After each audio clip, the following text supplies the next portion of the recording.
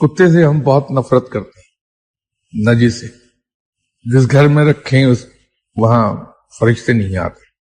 لیکن میں تمام تر کوششوں کے باوجود کتے کے مقام تک بھی نہیں پہنچا، اس سے کہیں قریب بھی نہیں۔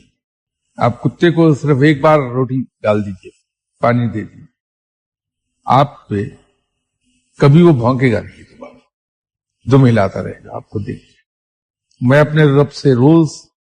صبح سے شام تک ہزار نعمتیں لیتا ہوں، صبح سے شام تک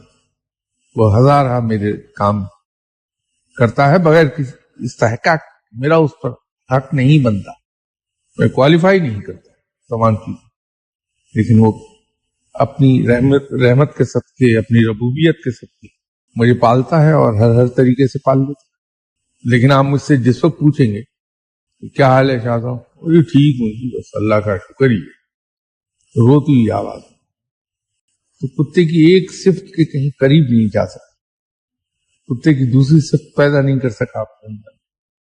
مالک کا انتہائی وفادار، اسے کھانا نہ دیجیے آپ کا گھر نہیں چھوڑ کے جائے، اس کو باندھ دیجیے، کھانا نہ دیں، سٹک سے ماریے، کچھ کیجیے، گھر نہیں آپ کا چھوڑ کے جائے گا، آپ کو نہیں چھوڑے گا، مر جائے گا نہیں چھوڑے گا۔ تو میں کہوں گا یہی کہ وہ میرا رب ہے جو اوپر بیٹھا، لیکن ابھی پتہ چل جائے کہ یہ عالم صاحب کی تعویذ سے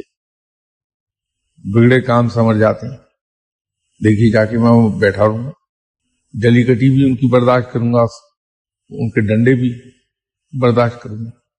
تعویذ لے آؤں گا کہ میرا کام، بھول جاؤں گا کہ میرا رب اوپر بیٹھا۔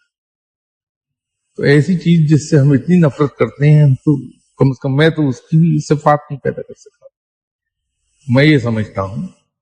کہ اس لحاظ سے، اس اینگل سے، کتے میں مجھ سے زیادہ اچھی خصوصیات میرے نزدیک تو یہ ہے کہ بندگی کے آداب میں صرف یہی نہیں کہ زبان سے ہی شکر ادا کر دیا جائے، بلکہ انسان کے حلیے اور اس کے چہرے کے اثرات سے اگر یاسیت ٹپکنے لگے، میں تو اس کو بھی شکوے ہی میں گنتا ہوں۔ برے وقت میں بھی ایسی بشاشت ہونی چاہیے چہرے پر کہ دیکھنے والا کبھی یہ گیسی نہ کر سکے کہ آپ برے حالات سے گزر رہے ہیں، اور دیکھیے پھر اللہ تعالیٰ کیسی رحمت کرتے اور کس طرح سے برا وقت اپنے وقت سے پہلے ہی ختم ہو جائے۔